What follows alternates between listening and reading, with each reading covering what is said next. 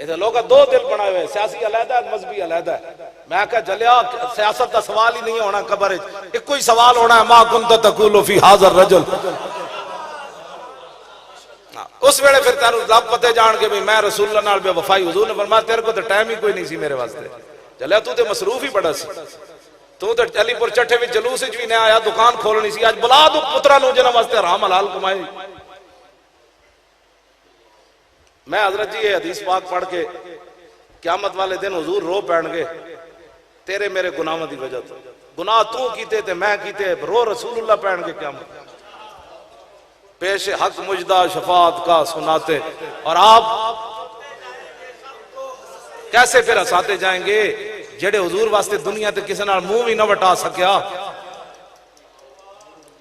کرتوت تو تے میں کیتے تے رو رسول اللہ پہ قیامت میں۔